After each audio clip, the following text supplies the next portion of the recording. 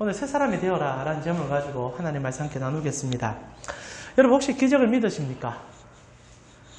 여러분 저를 한번 보시죠. 기적 믿으십니까? 저는 믿습니다. 하나님께서 여전히 역사하시고 우리 삶에 성경이 말하는 그 기적들은 온전히 나타날 수 있는 것을 믿습니다. 그런데 말입니다. 그 기적이 여러분 언제 나타날까요? 오늘 우리가 그것을 좀 고민해보고 싶은 건데, 제가 아는 선교사님께서 그분이 이제 노년의 나이에 간증을 하는 것을 제가 하나 들었습니다. 그분께서 굉장히 오지에서 사역을 하셨죠. 오지에서 사역을 하시는데, 기도를 하면 병자가 고쳐지고 안전병이가 일어나고 눈먼 자가 눈 뜨는 기적들을 너무 많이 보신 겁니다. 그래서 선교사님께서 사역을 하실 때마다 능력의 종이란 소리를 늘 듣던 분이셨어요. 근데 어느 날 그분이 이제 그런 사역들을 한 7년, 8년 하시다가 한국에 우연찮게 좀 들어올 일이 좀 있어서 들어오셔서 그 소문을 들었던 많은 성도들이 이제 선교사님에게 고침받고 싶어서 찾아오게 되었습니다. 선교사님은 자신이 있었죠. 선교지에서 본인이 하나님의 능력을 행했으니까. 근데 이게 웬걸입니까? 한국에 와서 그 아픈 자들을 위해서 기도하는데 한 사람도 못 고쳤답니다. 한 사람도, 선교사님 말로는 단 한 사람도 못 고쳤답니다. 그렇게 해서 망신 아닌 망신을 좀 당하시고 좀 부끄러워 하시면서 다시 선교지로 돌아갔는데 선교지에서 또 고침을 받는 겁니다. 이해가 잘 안 간 거예요. 근데 그게 좀 반복되기 시작했답니다. 국내에도 들어오시기도 하고 현지에 가기도 하시면서 현지에서 사역하며 하나님의 놀라운 일들을 눈앞에 그렇게 펼쳐져 보는데 희한하게 한국만 들어오면 아무 일이 일어나지 않는 겁니다.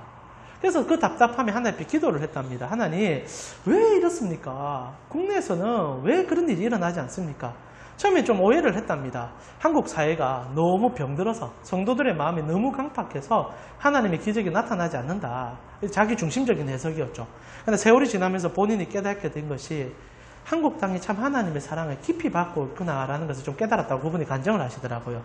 여러분 아시다시피 선교사가 있는 오지라면 얼마나 절박하겠습니까? 병원도 없고 환경도 열악하고 아시다시피 말신 하나도 제대로 먹지 못하는 그런 나라에 계셨던 것 같아요. 그러다 보니까 하나님께서 눈물을 흘리신 거죠. 살려주신 겁니다. 근데 한국 사회는 여러분 의료보험 제도뿐 아니라 원하면 언제든지 병원 갈 수 있잖아요. 여러분 병원의 의사도 하나님께서 섭리 가운데 다 세워주신 겁니다. 우리는 거기서 충분히 치료받고요. 우리가 할 수 있는 그런 것들을 다 보호받을 수 있는 역량이 되는 거죠. 하나님께서 그런 상황 속에서 그들을 맡겨주셨고 오히려 지금까지 이끌어 오신 하나님의 은혜가 보이니까 안 고쳐주는 게 문제가 아니라 한국 사회가 받고 있는 그 은혜가 얼마나 깊은지 선교지의 그 환경과 이 환경을 비교하면 여러분 참 복받았지 않습니까? 물론 복의 가치라는 것이 차등하긴 하지만은 그래서 선교사님이 그 은혜가 참 깊이 느껴졌던 경험들이 있었다고 얘기하면서 그의 간증을 하는 얘기를 제가 들었습니다. 여기서 우리가 두 가지를 깨닫게 되는데 첫 번째, 하나님은 하나님의 뜻에 맞추어 그의 일을 하신다는 겁니다. 여러분 우리가 능력의 종, 오늘 우리 기름 부음 받은 것에 대한 얘기를 좀 나누게 되는데 특별히 어떤 한 목사나 한 선교사나 아니면 어떤 특별한 사역자들이 기적을 행하는 경우들이 간혹 있습니다. 그럴 때 우리는 그 사람을 집중하여 그 사람이 능력의 종인 것처럼 생각하지만 성경 단 한 번도 그렇게 얘기하지 않는다는 거죠. 다시 한번 말씀드리지만 하나님의 때에 하나님은 일하십니다. 그러나 두 번째가 더 중요하죠. 일하시는 하나님께서는 독특하게 사람을 통하여 일하신다는 거죠. 여러분을 통하여, 나를 통하여, 우리를 통하여 일하시는 분이라는 겁니다. 그래서 선교사님 삶에 그것을 느끼시고 그것을 아마 그런 식으로 표현해 주셨던 것 같습니다. 우리 모두는 하나님 앞에 부름받은 자들이고 주님의 사랑을 기쁨으로 체험을 받고 있는 자들입니다. 그렇다면 오늘 우리가 본문 속에서 경험하고 싶은 것은 여러분이 받고 있는 것이 무엇이며 여러분이 할 수 있는 것이 무엇이고 나아가 주님으로 살아가는 삶이 무엇인지를 사울이라는 한 인물을 통하여 좀 조명해보고 여러분의 삶을 다시 한번 생각해 보셨으면 좋겠습니다. 저희는 1월 달에 사무엘서를 함께 살펴보았습니다. 저희가 마가복음 사무엘서를 이렇게 한 달씩 점핑하면서 보고 있는데 1월 달에 했던 설교를 기억하실는지 모르겠는데요. 혹시 기억하십니까? 기억하면 여러분 정말 대단하신 건데 딱 간단하게 설명해드리면 한 가지입니다. 사울이라는 인물이 베냐민 지파의 인물입니다. 베냐민 지파라는 것은 당시 이스라엘 안에서 가장 멸시를 받고 모멸찬 생활들을 할 수밖에 없는 지파였죠. 왜냐하면 이스라엘이 12지파가 있었는데 그 중에 한 이 베냐민 지파가 나머지 11지파와 내전을 일으켰고 거기에 정말 많은 사람들이 죽어나감을 통하여 베냐민 지파는 모든 이스라엘 지파 가운데 왕따 지파였습니다. 그런데 그 지파의 한 인물이 사울이죠. 그래서 사울은 재력도 있었고 그리고 본인 자신도 굉장히 키도 크고 잘생겼습니다. 그러나 이 베냐민 지파라는 한 가지 때문에 늘 열등감에 사로잡혀 있었던 인물이라는 거죠. 그래서 우리가 1월달의 설교가 하나님께서 그에게 그 상처를 치료해주는 과정을 살펴보았습니다. 그리고 그가 사랑받고 있는 것을 깨닫게 되었죠. 그리고 치료되어 가는 과정 속에 하나님께서 약속하신 대로 오늘 본문은 사울이라는 그 인물을 왕으로 피택하여 세우는 장면이 오늘 본문입니다. 우리 같이 한번 10장 1절을 읽어보았으면 좋겠는데요. 같이 읽도록 하겠습니다. 이에 사무엘이 기름병을 가져다가 사울의 머리에 붓고 입 맞추며 이르되 여호와께서 내게 기름을 부으사 그의 기업의 지도자로 삼지 아니하셨느냐. 드디어 사무엘이라는 선지자가 사울에게 너 이제 진짜 공식적으로 왕이 되는 거야 라면서 머리에 기름을 부어주게 됩니다. 처음으로 이스라엘에 왕이 없었으니까 그 전에 기름을 붓는다는 것을 제사장들에게만 행했던 건데 선지자가 이 사울에게 기름을 부어주면서 왕으로 피택하는 장면이죠. 물론 공식적으로 왕이 되는 것은 우리가 곧 보겠지만은 백성들 가운데 제비 뽑기를 해서 베냐민 지파 안에 기스의 아들 사울이 딱 뽑힐 때 그때 온 백성이 공식적으로 인지하지만은 사실 하나님께서 그리고 사무엘이 공식적으로 왕을 세우는 장면 오늘 본문입니다. 자, 그런데 말입니다. 자, 저희가 질문하고 싶은 것은 왜 하필 왕을 세우는데 머리에 기름을 붓냐라는 질문이에요. 좀 뜬금없죠. 자, 여러분 교회 생활을 제법 하신 분들은 이런 얘기 좀 들어보셨는지 모르겠는데 특별한 이제 직분을 세운다든지 아니면 사람을 불러내서 그 사람을 하나님 앞에 사용되는 자라고 칭해줄 때 기름 부음을 허락한다는 얘기를 꼭 합니다. 그래서 대부분 목사들을 기름 부음 받은 자라는 명칭으로 교회 안에 써요. 여러분 저는 기름 부음 받은 자입니다.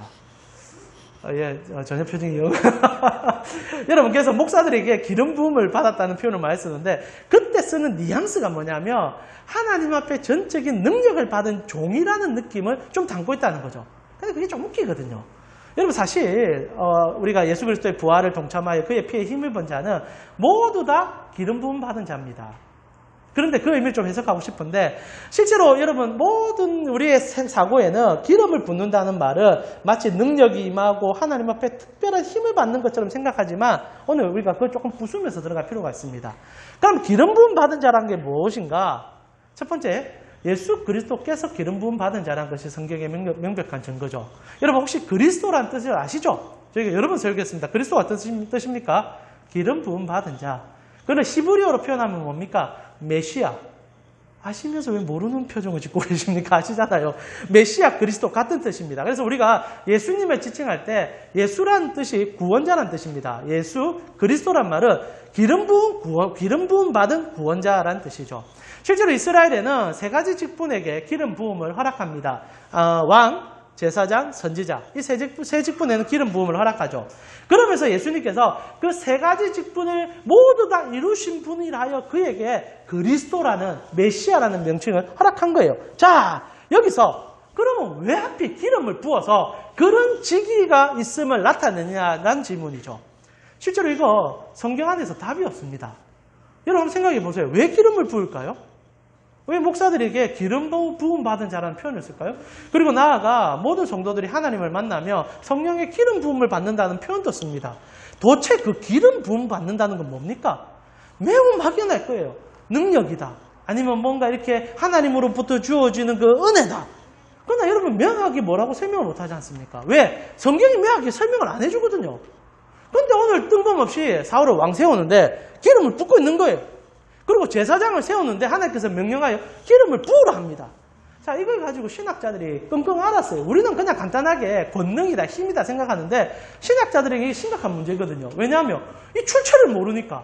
이게 도대체 뭔지 모르니까. 그러니까 이제 고민하다가 이제 최근에서는 이게 좀 밝혀졌습니다. 여러분 이제 가장 최근에 신학을 듣게 됐는데 이 얘기가 어떻게 이제 밝혀졌냐? 실제로 고고학이 발달하면서 기름 부음이 어떤 뜻인지를 깨닫게 되었습니다. 학자들이 조사를 한 거예요. 도대체 이스라엘 백성들은 왜 권위 있는 자들에게 그 권위를 인정해 줄 때 기름을 부었을까? 왕과 제사장과 선지자에게는 왜 기름을 부었을까? 이걸 가만히 조사해 보니까 이스라엘만 그 기름 부음을 허락했던 게 아니라는 겁니다. 당시 이스라엘보다 더 앞에 어떤 나라는 실제로 어떤 일에 사람에게 기름을 붓는 일이 있었다는 기록이 있어요. 그것이 이집트입니다. 여러분 아실지 모르겠지만 이스라엘 백성들은 근 430년 정도 이집트에서 종살이를 했었습니다. 그때 이집트 안에 있으면서 그 문화와 생각을 경험했던 자들이고 하나님은 문화와 경험을 무시하지 않아요. 여러분 하나님은 어느 날 여러분의 섬처럼 떡 떨어뜨려가지고 뭔가를 가르쳐주는 분이 아니라 여러분이 살아가는 삶의 터전 안에서 가장 놀라움을 보여주는 분입니다. 동일하게 이스라엘 백성들이 이집트 종살이 할 때 이집트에서 기름 붓는 행위들을 그들은 늘 봤어요. 고대 문헌에 의하면 기름 언제 붓느냐? 바로가 그의 봉신들이나 신하들을 세울 때 이제 너는 나의 명령을 100% 수행하는 나의 종이다라는 인지 속에서 기름을 부었다고 합니다. 그러니까 기름 붓는다는 것은 역사 속에서 종을 부를 때, 근데 그게 단순히 막 부려먹는 종이 아니라 정말 고위직 관료들이나 일을 시킬 때, 그래서 나의 명령을 절대적으로 순종하라는 의미 속에서 기름을 부어줬답니다. 이집트에 있었던 이 이스라엘 백성들은 그것이 어떤 의미인지를 보고 듣고 알고 있었던 거예요. 하나님께서 그 문화를 들고 오셔가지고 제사장들에게 처음으로 기름을 부어놨던 겁니다. 자, 그래서 기름의 의미라는 것은 권위, 능력이 아닙니다. 딱 하나예요. 종. 이제 너는 나의 종이란 뜻입니다. 근데 하나님께서 제사장한테 기름을 부은 이유는 딱 하나죠. 제사장의 권위가 나타난다. 성령의 기름이 충만하여 능력을 나타낸다는 게 아니라 그냥 너는 말 그대로 나의 종이야. 내 명령하면 무조건 다 지켜야 돼. 그래서 제사장이 기름 부음 받은 거예요. 근데 오늘 왕이 그 기름 부음을 받고 있다는 겁니다. 여러분, 그래서 실제로 고대 근동에는 기름 붓는 일들이 제법 돼요. 이스라엘 백성들만 어느 일에 기름을 붓는 것이 아니라 고대 근동의 왕들은 다 기름 부음을 받으면서 왕자리에 오릅니다. 자, 이게 뭐냐? 그 왕들은 그들이 믿는 주신들이 있습니다. 주신 앞에 자기가 종복된다는 의미로 기름 부음을 받았어요. 이게 다 고대 기록입니다. 그러나 그들은 다 가짜신들이죠. 그런데 오늘 성경에 하나님께서 그들의 문화 속에 있는 그 하나의 도구를 통하여 사울에게 가르침을 주는 겁니다. 이제 너는 나의 명령대로 살아가야 될 나의 왕이다라는 의미로 사울에게 기름 부음을 줬다는 거예요. 근데 이제 이게 좀 이제 아이러니가 되는 게 사울이 이 말씀을 잘 못 알아듣죠. 그래서 여러분 성경에 기름 부음 받다, 그리고 기름이 나타난다, 이런 의미를 볼 때 특별한 권능으로 해석하시면 절대 안 됩니다.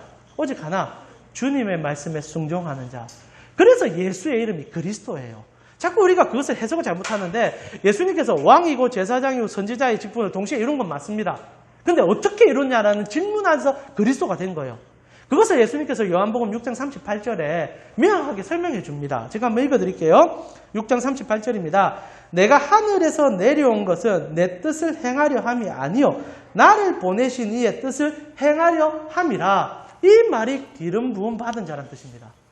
나 뜻 없다. 오직 주인이신 하나님이, 물론 같은 동일한 하나님이시지만 아버지 하나님께서 명령하신 그대로 내가 다 행하기 위해서 이 땅에 왔다. 그래서 그분이 왕이고 제사장이고 선지자의 직분을 행하면서도 그 직분에 무엇으로 행했느냐? 하나님의 뜻대로 행했다. 그래서 그가 그리스도죠. 자, 그렇다면 오늘날 기름 부음 받은 사람들의 범위는 어느 범위까지입니까? 교회 안에 오면 기름 부음 받은 사람이 특별하게 한 직분으로 정해지는 것 같아요. 그래서 장로님이나 목사나 아니면 선교사로 사역 나간 사람들에게 기름을 부어줬다 표현하는데 그건 진짜 잘못된 얘기입니다.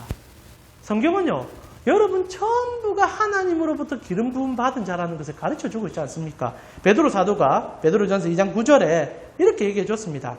그러나 너희는 택하신 족속이요 왕같은 제사장이요 거룩한 나라요 그의 소유가 된 백성이니. 그리고 하나님께서 불러내서 덕을 선전하기 위해서 너희를 쓰신다. 자, 이 말 전체가 무슨 말이냐? 내가 너를 불러서 기름을 부었다, 이 말입니다. 그래서 여러분 전부는 기름 부음 받은 종이에요. 어느 한 목사님이 기름 부음 받은 종을 어디서 이러면 여러분 눈 부릅뜨고 얘기했어요. 나도 기름 부음 받았는데. 그러면 됩니다. 안 웃기시군요. 예.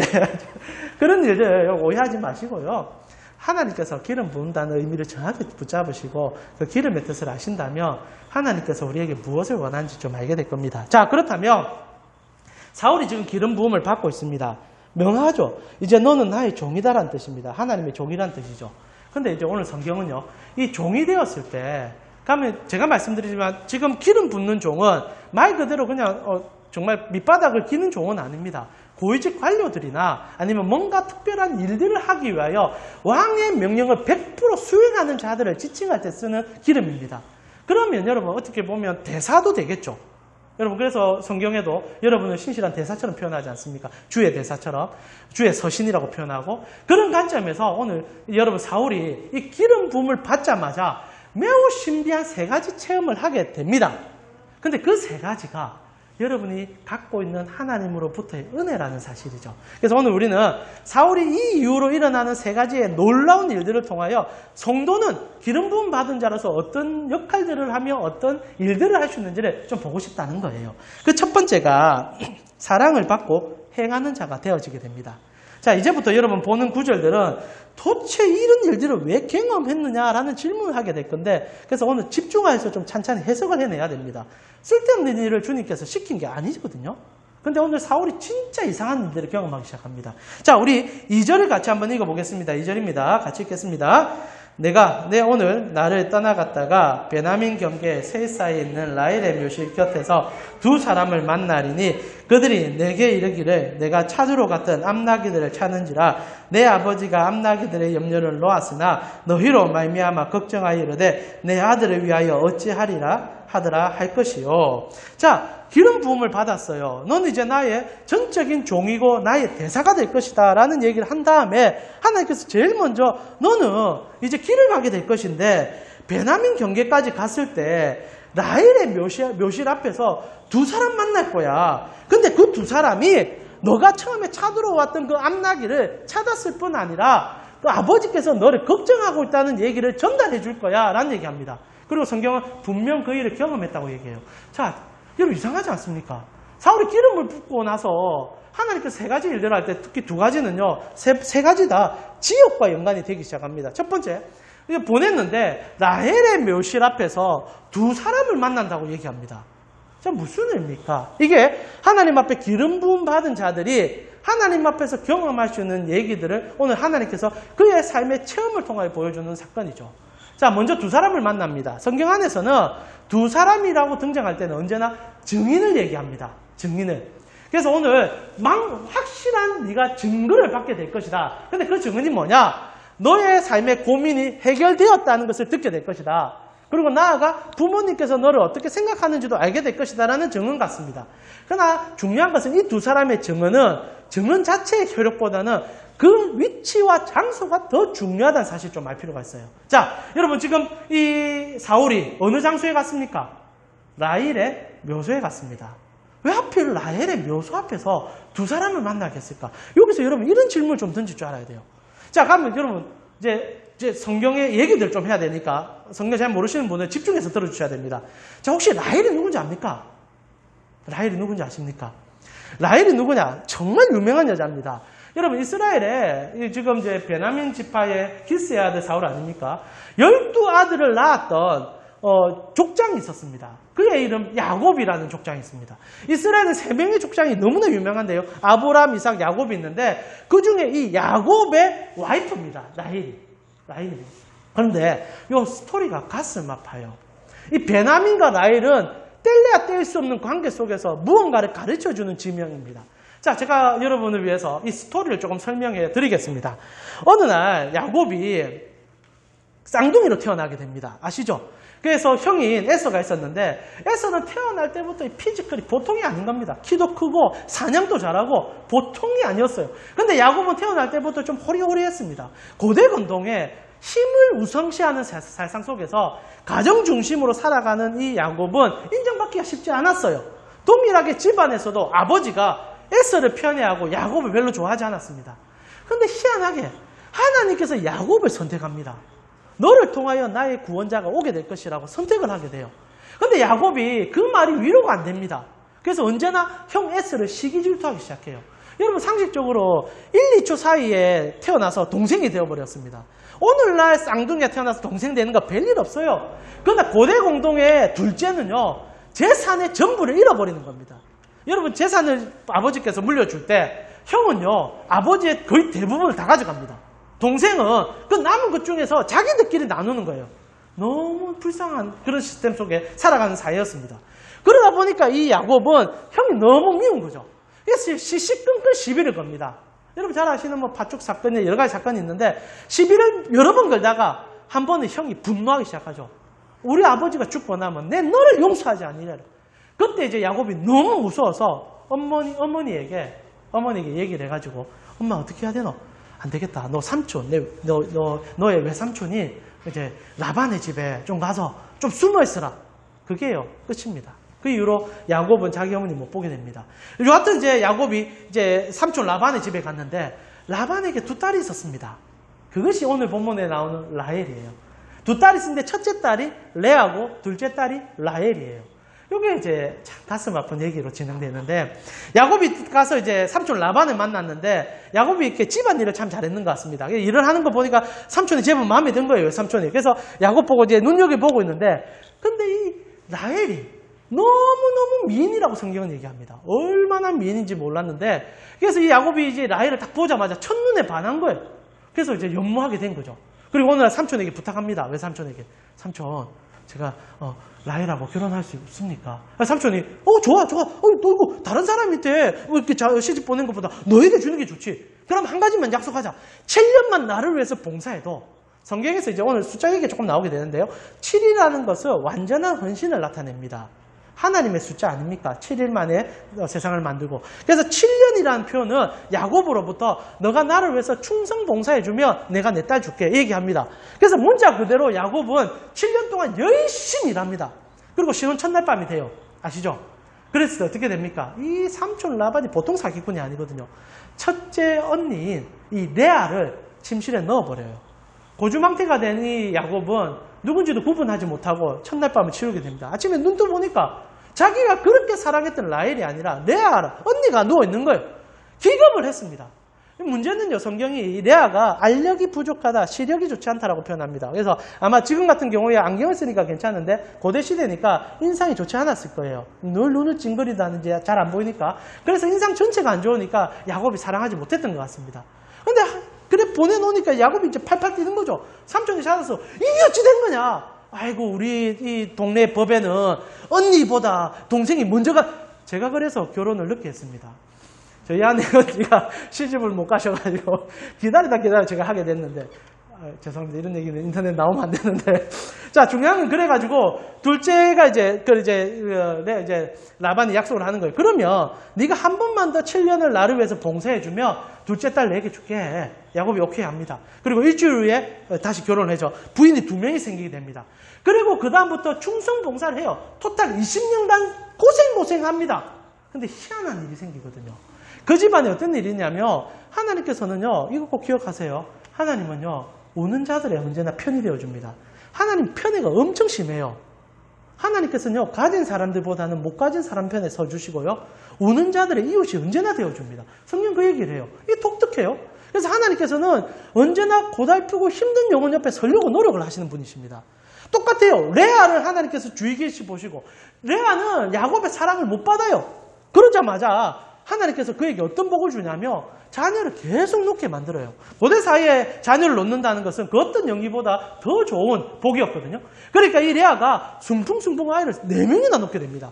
그렇게 놓는 사이에도 라헬은 아이를 못 놓아요.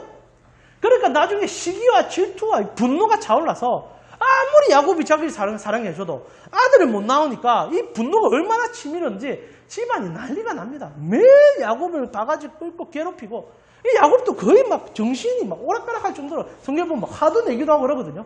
근데 어느 날 너무 고통스러워하니까 하나님께서 이 라헬에게도 은혜를 주십니다. 그리고 태어난 아들이 누군지 아시죠? 요셉입니다. 성경에서 가장 아름다운 청년 요셉이 태어나게 되죠. 그리고 이제 이 라헬이 만족함을 누리죠. 근데 이제 언니가 또 아들 막 낳기 시작하고 뭐 여러 가지 경쟁을 통하여 결국 그 집안에 아들만 12명이 태어나거든요. 그런 일이 이제 생기기 시작하니까 이 라헬이 또 이제 자녀를 갖고 싶어서 노력을 하게 되죠. 근데 안 줘요. 하나님 안 주세요. 그러다가 마지막에 어떻게 되느냐?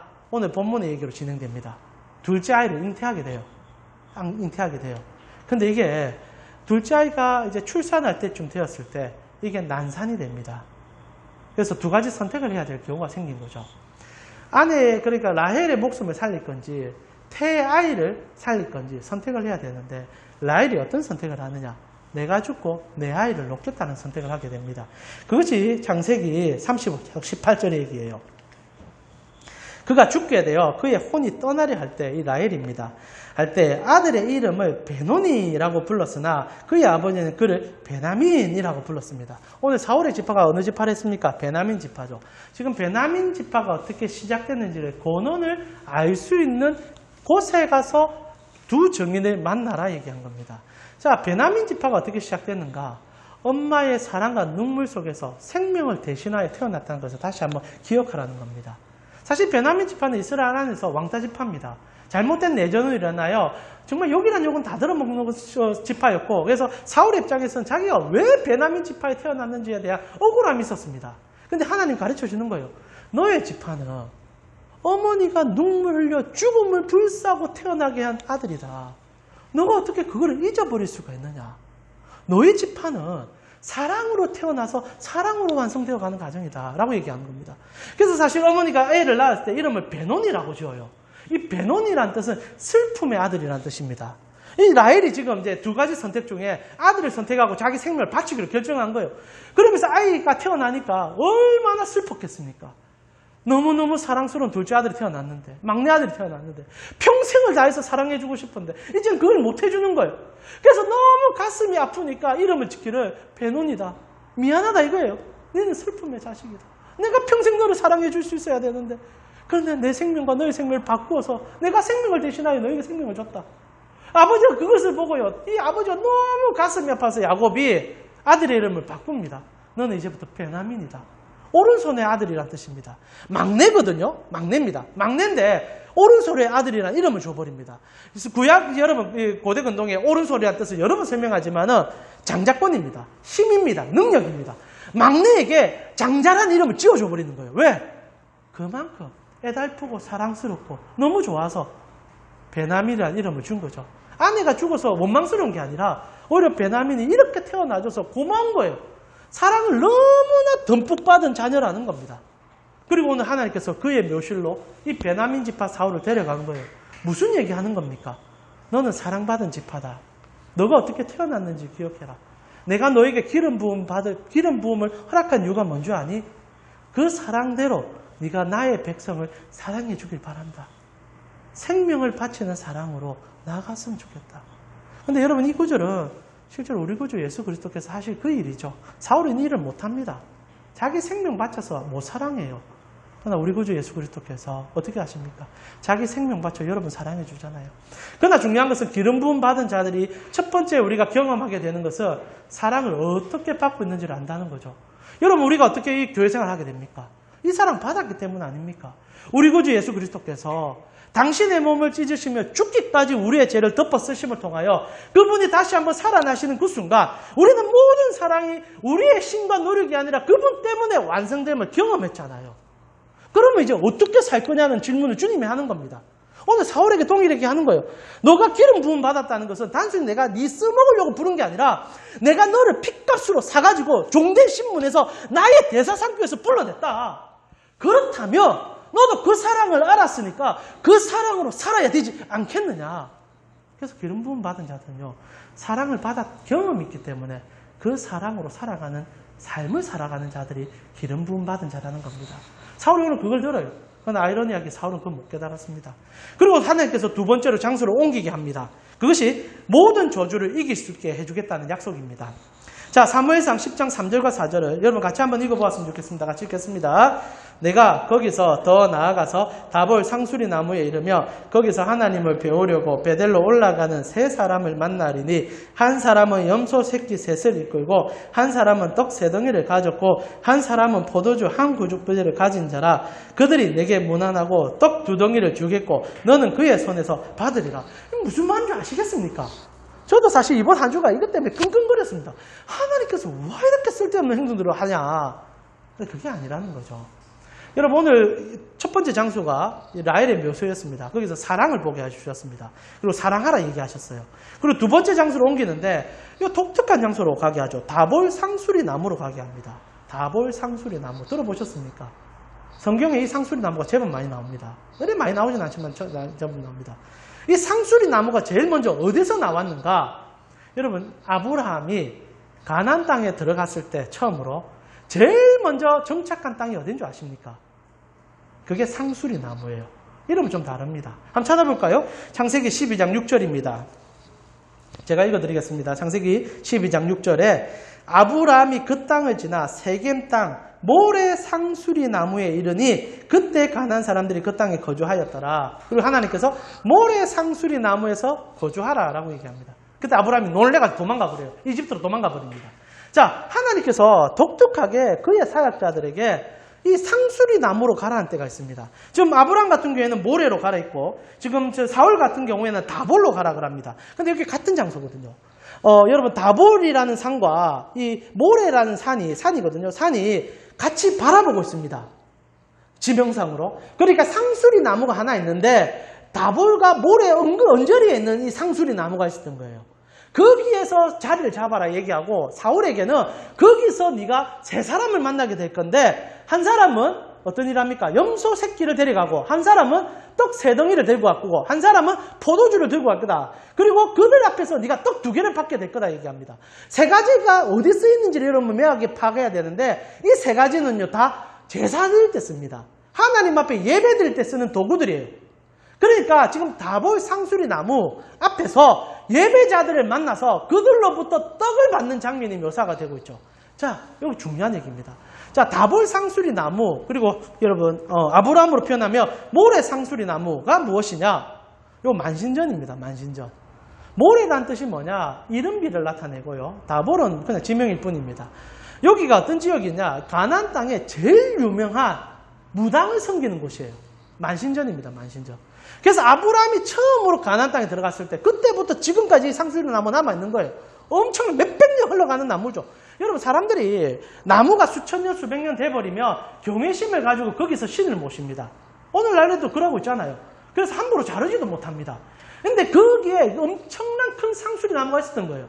그리고 거기에는 모든 신들이 그 머무는 곳이라 생각해서 만신조로 섬겼던 장소가 이 모래 상수리 나무, 다볼 상수리 나무인 겁니다. 그런데 희한하게 지금 사울 보고 거기 가서, 아브라함도 똑같고 거기 가서 예배자 만나서 떡 2덩이를 네가 받으면 된다. 이게 무슨 말입니까? 이제부터 너가 다볼 상수리 나무, 모래 상수리 나무, 우상과 속임과 모든 거짓에서 나의 백성을 건져낼 자라는 뜻입니다. 그래서 아브라함을 거기로 처음 세틀하게 하고 사울에게도 왕 되면서 그 일을 얘기해 주는 거예요. 자, 여기 하나님의 종들이 경험하게 되는 역사가 있습니다. 여러분, 더 이상 세상의 그 어떤 저주나 그리고 우상과 속임에 넘어가지 않는 자들이라는 거예요. 확실합니다. 저는 크리스찬이 되고 나서 가장 좋은 게 뭐냐면, 여러 가지 것들이 많이 있지만은 그 어떤 시간과 그리고 그 어떤 환경에 구애받지 않는 것이라고 생각합니다. 여러분, 저도 이사를 너무 많많이 당했거든요. 교육자 생활을 하다 보면 이사를 참 많이 하는데, 저는 날짜 계산 절대 안 합니다. 이사하면서 늘 느끼는 건데, 그 길일이 있고 흉일이 있더라고요. 여러분, 근데 그런 얘기 딱 들으면 기분 이상하잖아요. 그래서 좋은 길이를 따져가가지고 거기서 이사하고 싶어 하는데, 여러분, 희한하게 그런 길일이 되면 결혼식도 똑같고 어떤 뭐 장소를 옮길 때마다 길일은 비싸요. 뭐 어떻게 뭐 기복 화복을 어떻게 따지는지 모르겠는데 길이는 비싸요. 그래서 목사님 저는요, 제일 싼 날을 찾습니다. 제일 악한 날을 찾아요. 그럼 진짜 싸거든요. 그럼 뭐 어떻습니까? 한 번도 거기에 대해서 우리 그리스도인들은 어떤 해를 당하지 않습니다. 모든 어두움에서 여러분은 주의 피로 힘입어 이긴 자들입니다. 지금 사울에게 그걸 보여주고 싶은 거예요. 사람들이 옛 간습과 미신과 속음으로 이스라엘 백성들인데도 거기에 허덕이고 있고 거기에 너무 몰입하고 있으니까 왕을 세운 이유는 그들로 진짜 자유가 무엇인지를 깨닫게 해주기 위함이라는 겁니다. 그래서 다볼 상수리 나무에서 예배드리는 자들을 만나서 떡 2개 받는 거예요. 떡 2개가 뭡니까? 이스라엘 백성들에게 떡이라는 것은 말씀을 상징합니다. 2개는 뭐라 했습니까? 증인을 했지 않습니까? 증거된 말씀으로 모든 세상의 간습과 썩어짐과 속임을 타파할 번위로 내가 너를 세웠다. 이게 사울이 할 일이에요. 사울이 할 일이에요. 그리고 여러분이 할 일입니다. 여러분 세상의 그 어떤 어두움도 여러분은 함부로 알지 못해요. 제가 섬겼던 제 모교회 교단 이제 서포교회 이정삼 목사님께서 뭐 요즘은 그런 일이 좀 덜하죠. 아까 선교사님 얘기도 했지만 그분께서 개척을 처음 하셨을 때 땅골에서 하셨습니다. 대연동 땅골에서. 여러분 혹시 대연동 아십니까? 부산 대연동에 지금 문화회관 있는 그 지역이 그 유명한 무당촌이었습니다. 무당들이 거기 사셨거든요. 그래서 이정삼 목사님이 그 밑에서 이제 개척을 하셨는데, 그러다 보니까 이제 무당들을 너무 자주 만나게 된 거죠. 그리고 그 산에 자주 올라가서 굿하는 것도 자주 보게 되신 겁니다. 하루는 이제 그런 얘기를 하시는데, 목사님께서 이제 전도하러 이렇게 기웃기웃 다니시다가 굿을 한 거예요. 와, 근데 여러분, 무당도 두 종류가 있다 하더라고요. 저는 잘 모르는데, 진짜 이 신내림 받은 무당이 있는가 하면 가짜 무당이 있다 하더라고요. 근데 이제 그 땅굴에는 진짜 신내림 받은 무당들이 많습니다.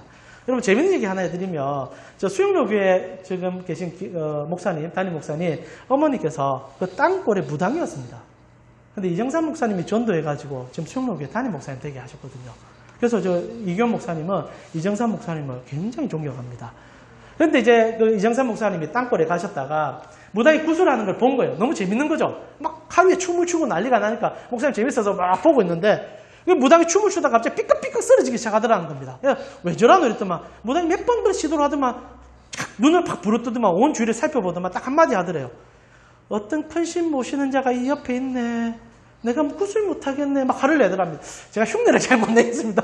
이정삼 목사님 그런 흉내를 잘 내셨는데, 그래야 이정삼 목사님 놀래가지고 내려오면서 이제 우리에게 얘기를 해주셨죠. 하나님을 믿는 자들은 그들 말로 큰 신을 모신 자다. 세상에 신은 없죠. 가짜는 없습니다. 그러나 그 잡신들, 그 귀신들이 그 마음에 받아들이고 있는 자들이 그것을 명확히 알아본다는 식으로 우리에게 얘기해 줬습니다. 사랑하는 우리 가문 식구 여러분, 주의 기름 부음 받은 여러분은 세상 여러분에게 어떤 해코지도 못합니다. 못합니다. 여러분 그래서 마음껏 하세요. 괜찮아요. 길일 흉일. 여러분 제발 신문에 오늘의 운세 그거 잡아 찢으세요. 여러분은 어느 날 어떤 시간에 눈을 떠도 행복한 날입니다. 왜? 주님이 여러분에게 기름을 부어줬으니까. 여러분은 주님의 것이니까. 그래서 오늘 사울에게 진짜 자유 경험해라고 그것을 보여주고, 그리고 네가 그 자유를 세상 속에서 보여주라고 나타낸 겁니다. 그래서 기름 받은 자의 두 번째 특성, 만신전 앞에서도 하나님의 이름을 노래할 수 있는 자다. 그렇다고 해서 여러분 절에 가서 노래하고 그러면 큰일 납니다. 어제 뉴스 보니까 스님께서 절에 불 질러가 좀 난리인데 저 얼마나 감사한지 몰랐어요. 또 목사가 올라가서 불 질렀으면 또 얼마나 난리 났겠습니까? 이제 그런 일들 하면 안 돼요. 그렇게 하면 안 되고, 여러분이 어떤 환경과 여건 속에서도 하나님께서 여러분의 언제나 든든한 버팀목이 되시기 때문에 세상이 아무리 여러분에게 해코지래도 절대 그것은 여러분의 아무 힘이 안 됩니다. 오히려 여러분이 하나님의 능력을 드러낼 수 있으면 꼭 기억하셨으면 좋겠어요. 마지막으로 세 번째입니다. 성령의 능력을 여러분 삶 속에 경험하게 되어 있습니다. 우리 5절과 6절입니다. 같이 읽겠습니다. 그 후에 내가 하나님의 산에 이르니니 그곳에는 블레셋 사람들의 영문이 있느니라. 내가 그리로 가서 그 성읍으로 들어갈 때에 선지자들의 무리가 산당에서부터 비파와 소고와 저와 수금을 앞세우고 예언하려며 내려가는 것을 만날 것이요 내게는 여호와의 영이 크게 임하리니 너도 그들과 함께 예언을 하고 변하여 새 사람 된다. 자, 마지막으로 하나님께서 보여주고 싶은 것은 새 사람 된다는 얘기입니다. 근데 이게 장소가 또 독특하죠. 어딥니까? 블레셋 사람들의 영문 앞에서 새 사람 된다 얘기합니다. 가장 큰 원수 앞에서 소고치고 노래하면서 예언하고 방언하면서 하나님의 기적을 드러낸다는 거예요. 자, 성도들이 받는 세 번째 은혜가 뭔지 압니까?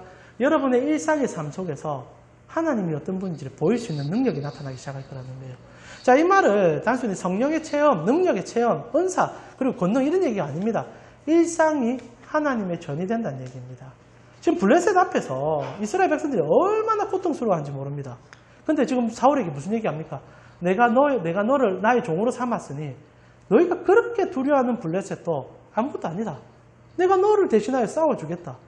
여러분 하나님의 이름이 뭡니까? 만군의 여호와 아닙니까? 그래서 내가 너와 함께 할 것이고 네가 원수 앞에서 춤을 추고 노래하게 될 것이다. 그리고 하나님 앞에 예배하게 될 것이다. 그리고 이 모든 것이 새 사람 되는 역사로 이루어질 것이다 라는 얘기가 오늘 본문에 나오는 거죠. 자, 여기서 새 사람이라는 얘기가 마무리되면서 참 중요한 얘기입니다. 자, 새 사람이 뭡니까? 새 사람 되면 이 세 가지 일이 우리에게 일어난다는 얘기죠. 결국 기름 부음 받는다는 것은 새 사람 되는 얘기입니다. 자, 말씀 좀 마무리하고 싶은데 새 사람. 이 말은 신약에 와서 어떤 얘기로 되냐? 여러분 너무 잘 아는 얘기죠. 거듭남이라는 얘기입니다. 거듭남. 번역에. 여러분 신약 성경의 거듭남이라는 뜻이 뭔지 혹시 아십니까? 위로부터 임한 은혜. 이것이 거듭남의 진짜 뜻이죠. 오늘 본문도 똑같습니다. 새 사람. 이건 다른 사람이 된다는 뜻입니다. 다른 사람 된다. 자, 딱 하나죠. 무슨 말입니까? 기름 부음 받아서 born again. 위로부터 임하는 은혜를 받아서 새 사람 된다. 이제 주님 말씀대로 살아가는 사람이 된다는 얘기입니다. 그랬을 때 이 세 가지가 여러분 삶에 능히 나타난다는 얘기죠. 자, 그런데 중요한 것을 단 하나만 얘기하고 오늘 마무리하고 싶습니다. 자, 그렇다면 여러분 삶에서 이 세 가지를 능히 경험하며 살 수 있는데, 자, 첫 번째, 사랑받고 사랑을 행할 수 있고요. 두 번째, 세상의 어떤 것도 여러분을 간섭적으로 묶을 수가 없을 뿐 아니라, 세 번째, 여러분 일상 속에서 하나님을 의지함을 통하여 승리를 맛보는 삶을 살게 될 것인데, 이 세 가지는 어떻게 하면 일어난 줄 아십니까? 여러분 종이지 않습니까? 여러분 하나님의 종이지 않습니까? 하나님의 전제가 딱 하나 있어요. 그게 뭐냐? 기다림입니다. 자, 사무엘상 10장 8절 우리 마지막으로 한 번만 읽어보고 말씀을 좀 마무리했으면 좋겠는데요. 10장 8절입니다. 우리 같이 읽겠습니다. 너는 나보다 앞서 길갈로 내려가라. 내가 내게로 내려가서 번제와 화목제로 드리니 내가 내게 가서 내게 행한 것을 가르칠 때까지 7일 동안 기다리라. 희한하죠? 왜 하필 7일을 기다려라 했을까라는 질문이 됩니다. 뭐 내일이나 모레나 한 글피에 일을 주셔도 되는데 희한하게 7일을 기다리라고 하죠. 자, 성경의 7일은 다시 한번 말씀드리지만 하나님의 완성의 날입니다. 하나님의 때를 기다리라는 표현이에요. 그래서 하나님이 6째 동안 세상을 만드시고 7째 날 안식하셨지 않습니까?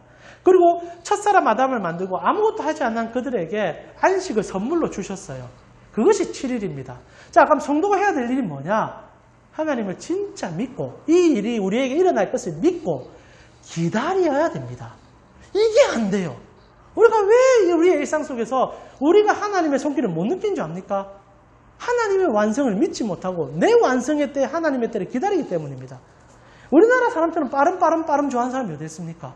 신앙도 똑같이 빠름이에요. 당장 받기를 원하고 당장 해주길 바랍니다. 그런데 하나님께서는 뜸이 들이는 시간도 있고 하나님의 완성의 날이 있어요. 그래서 사울에게 7일을 기다리라 말합니다. 이것은 이제 상징적인 숫자죠. 내가 너에게 임할 때마다 너는 이 일들을 다 보게 될 건데 나와 동행함의 증거로 조금만 기다려라. 사울이 이걸 절대 못 기다립니다. 사울의 인생이 오늘 이때는 뭐 기다리고 싶어 기다린 게 아니라 어쩔 수 없이 기다리지만 이제 진짜 이 세 가지를 허락받고 힘을 휘두르게 되자 사울은 하나님을 안 기다려요. 진짜 하나님께서 사울에게 우리 곧 보겠지만 약속한 대로 다 해줍니다. 그가 전쟁에 나아가면 백전백승하고요. 힘을 휘두르며 그 어떤 것보다 강력한 은혜가 나타나기 시작합니다. 사울은요, 칭송받을 만한 행동들을 막 하기 시작해요. 그런데 못 기다려요. 하나님께서 이제 블레셋과 전쟁, 이 약속된 대로 치르게 되는데 기다려야 되는데 못 기다리고 자기가 제사를 드리기 시작합니다. 하나님 앞에 드려야 될 때가 있는데 참지 못하고 자기가 가져갑니다. 사울은 살면서 하나님을 기다리는 자세가 없어져요. 결국 어찌 되는 줄 압니까? 완전 망해요. 그 조금만 기다렸으면 되는데 그래서 상중에 사무엘이 찾아와서 가슴 치면서 얘기합니다. 왜 못 기다립니까? 하나님 못 믿습니까? 오늘 여러분에게 동일하게 얘기하고 싶어요. 저는 이 세 가지가 여러분 삶에 분명히 나타납니다. 그러면 기다려야죠. 모든 삶의 어려움이 사라질 것을 기다리고 그것도 마냥 기다리는 얘기 아닙니다. 하나님은요 숨이 툭툭 막히도록 그렇게 내버려 두는 분이 아닙니다. 하나님은 당신의 때에 가장 적당하게 나타나는 분이에요. 근데 왜 못 기다립니까? 결국 사울이요 손발 더 놓고 못 기다리다가 오늘 본문은요 사울의 마지막을 기록해 주고 있습니다. 기다리라 했는데 사울은 안 기다려요. 그러자 그의 결과가 어떻는지 아느냐? 그게 11절과 12절의 얘기입니다. 전에 사울을 알던 모든 사람들이 사울이 선지자들과 함께 연함을 보고 서로 이르되 기스의 아들에게 무슨 일이 일어났느냐? 사울도 선지자들 중에 있느냐 하고 그곳에 어떤 사람은 말하여 이르되 그들의 아버지가 누구냐 한지라. 그들이 그러므로 속담이 되어 이르되 사울도 선지자 중에 있었느냐? 비웃는 대상이 되어버립니다. 이유는 딱 하나예요. 기다리지 못해서. 그만큼 능력 있게 사용될 수 있는 사람이었는데 하나님을 신뢰하지 못했어요. 하나님의 때를 기다리지 못했어요. 결국 이스라엘이 오히려 더 많은 망신을 당하는 집안이 되어버리는 이런 부끄러운 일이 나죠. 그러나 성경은 곧 보게 되겠지만 전혀 반대 인물이 하나 등장합니다. 그게 누굽니까? 다윗 아닙니까? 실제로 다윗은 그의 인생 속에 기적을 단 한 번도 경험하지 못합니다.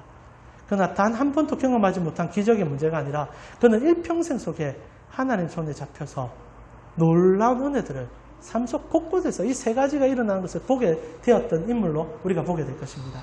사랑하는 가운데 성도님, 세 가지는 잊어버릴 수도 되지만 단 한 가지는 잃어버리시면 안 됩니다. 내가 하나님을 기다리는 자가 되겠다. 이것만 기억하시면 됩니다. 이번 한 주도 하나님께서 여러분 사이에 일하고 계십니다. 우리가 잘 못 느낄 뿐이지 여러분 하나님은요 예수님의 말씀에 의하면 태초부터 단 한 번도 쉬신 적이 없어요. 그분이 일할 이유가 뭡니까? 딱 하나죠. 주의 백성들에게 가장 좋은 것 주려고 쉬지 않고 일하고 계십니다. 근데 우리가 그것을 못 기다려요. 너무 답답해요. 하나님께서는 정말 절묘한 타이밍에 다 주시는데 우리는 그걸 못 기다려요. 성도의 훈련은 딱 하나입니다. 기다리는 훈련. 하나님의 그 은혜를 기다리는 훈련. 저는 이번 한 주간 여러분이 하나님의 때를 갈망하면서 그 은혜를 기다리셨으면 좋겠고 그랬을 때 주시는 그 은혜가 여러분 속에 충만하게 느껴지는 생활들을 경험해 봤으면 좋겠습니다. 이 시간 우리 함께 찬양하면서요. 원하고 바라고 기도합니다. 함께 찬양하면서 하나님께서 여러분에게 주실 그 은혜를 생각하면서 나갈 시간 되셨으면 좋겠습니다.